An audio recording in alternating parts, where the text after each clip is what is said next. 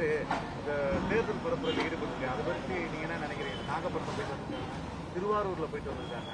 எங்க ஒன்னாலும் போட்டோம். அவர் ஒரு அரசியல் கட்சி, அவருடைய பரப்புரையை மேற்கொள்றாரு. இதுல என்ன சொல்றது? இந்த தேசத்துல ஜனநாயக நாட்டுல யார் வேண்டுமானாலும் கட்சி ஆரம்பிக்கலாம், யார் வேண்டுமானாலும் தேர்தலில் போட்டியிடலாம், யார் வேண்டுமானாலும் பரப்புரை செய்யலாம்.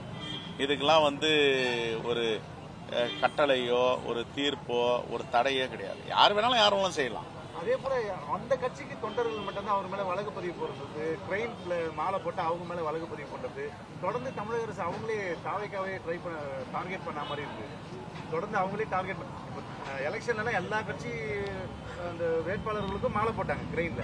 இல்ல தமிழ்நாடு அரசுக்கு என்னுடைய வேண்டுகோள்னா அவரை விடுங்க, ஃப்ரீயா அவர் பேசட்டும், அவர் பிரச்சாரம் பண்ணட்டும், பேசட்டும், போட்டோம். என்ன சொல்ல போனா எல்லாருக்கும் கூட தடை வைங்க, தடை விதிக்காதீங்க. அவர் எங்க எவ்வளவு பேசுறாரோ பேசட்டும். இன்னும் ஒரு ரிசல்ட் வரல பார்ப்போம்.